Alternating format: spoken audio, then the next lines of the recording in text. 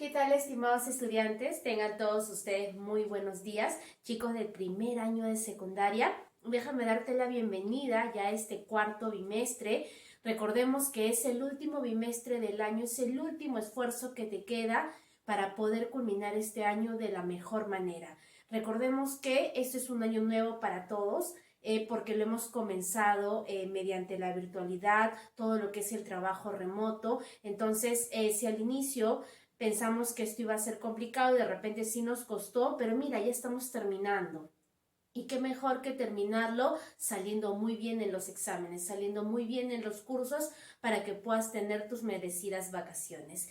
Este nuevo bimestre lo vamos a comenzar con un tema muy especial.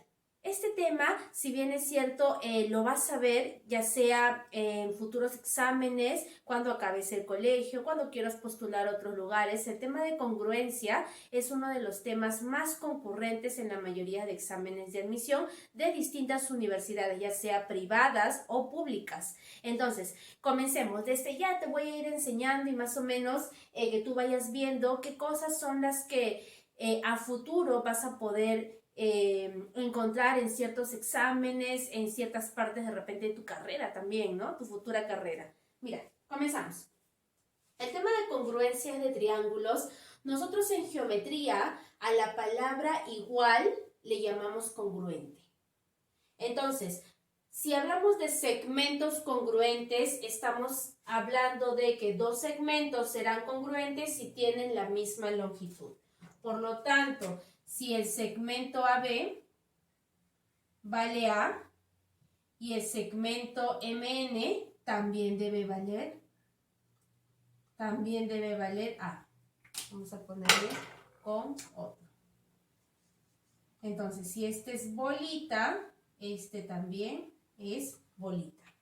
Por lo tanto, nosotros tenemos que la longitud del segmento AB va a ser congruente. Así se representa la congruencia, como un igual y un gusanito encima.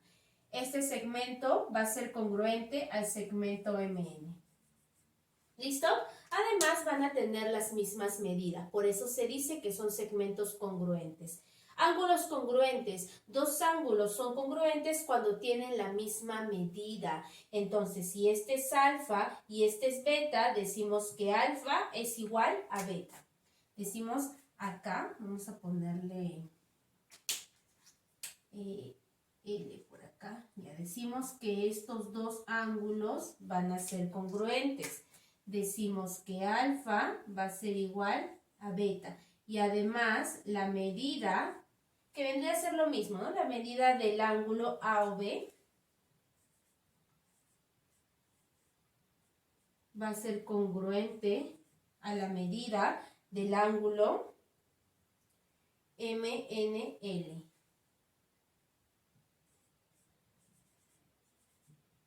MN, por ahí no nos alcanzó, ¿ya? Entonces decimos que estos dos ángulos van a ser congruentes porque sus medidas van a ser iguales. Lo mismo acá, ¿no? En realidad, si este era A y este era B, estos dos van a ser iguales.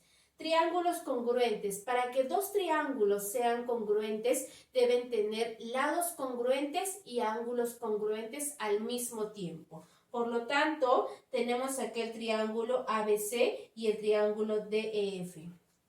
Si tenemos que, tú sabes que un triángulo está formado por la unión de tres puntos no colineales mediante segmentos. O sea, hay tres segmentos y estos tres segmentos nosotros le llamábamos lados. Por lo tanto, si este segmento es igual a este segmento, y además este segmento es igual a este segmento, y por acá dos bolitas, este segmento es igual a este segmento. Y además decimos que los ángulos también deben ser congruentes. Si este es alfa, este es alfa. Si este es beta, esto también es beta. Si este es el ángulo teta, este también es el ángulo teta. Por lo tanto, decimos que estos dos triángulos son congruentes. El triángulo ABC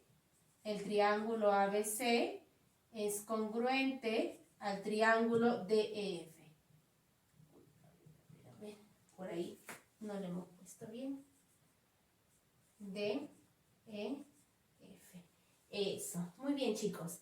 Ahora que nosotros ya sabemos que para que dos triángulos sean congruentes, deben tener lados y ángulos congruentes al mismo tiempo, vamos a ver ciertos casos y ciertos criterios que basta que te den un par de datos, ya sabes que los dos triángulos son congruentes, sin necesidad de que tú sepas o veas que todos sus lados y todos sus ángulos son congruentes, van a haber ciertos datitos que te van a derivar y te van a decir, ah, esto es congruente. ¿Por qué? En este caso tenemos tres criterios, tres casos. El caso de lado, ángulo, lado, ángulo, lado, ángulo, lado, lado, lado. O el famoso LAL, ALA, los tres famosos. Entonces, tenemos aquí dos triángulos. ¿Cómo yo reconozco que esos dos triángulos son iguales o son congruentes? Por el criterio lado, ángulo, lado. Si nosotros tenemos, a ver, lo voy a poner por acá, no, con este. Si nosotros tenemos que este segmento es igual a este segmento, tenemos ahí un dato. Si nosotros tenemos que este otro segmento es igual a este otro segmento y además el ángulo formado por esos dos segmentos iguales, acá sería alfa y acá también sería alfa. Basta que tengamos eso, decimos que los dos triángulos van a ser congruentes, sin necesidad de saber cómo es este o cómo es este y cómo son estos otros ángulos. Porque si yo tengo estos dos datos, lado, ángulo, lado, lado, ángulo, lado, dos lados iguales y el ángulo formado entre esos dos lados también es igual, decimos que los dos triángulos son congruentes, son triángulos congruentes. Por lo tanto, tenemos acá el triángulo AOB,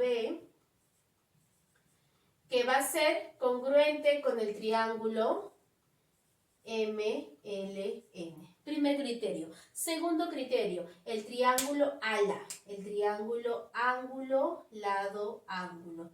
¿Qué quiere decir? Que si nosotros tenemos este lado igual a este lado, tenemos dos lados iguales o dos segmentos iguales y los ángulos adyacentes a esos segmentos también son iguales, es decir, si este es alfa, si este es beta, esto también es beta, entonces tenemos dos segmentos iguales y los dos ángulos adyacentes a esos segmentos iguales también son iguales, decimos que mis dos triángulos son congruentes.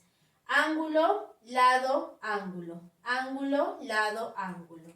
Por eso es que se cumple ángulo, lado, ángulo. Entonces tenemos que el triángulo ABC es congruente al triángulo DEF. Y tercer y último criterio, el criterio de lado, lado, lado. Entonces, este es más accesible. Si tenemos este lado igual a este lado, tenemos por aquí este lado igual a este lado, y tenemos por aquí este lado igual a este lado. Lado, lado, lado, lado, lado, lado. Sin necesidad de saber cuáles son sus ángulos, decimos que esos dos triángulos son congruentes, o sea, sus ángulos ya lo van a tener iguales.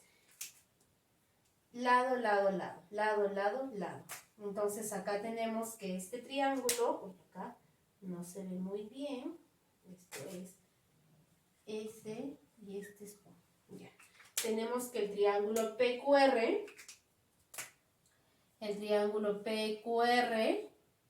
es congruente al triángulo STU. ¿Listo? Listo, chicos, ahora sí pasamos a la parte de ejercicios.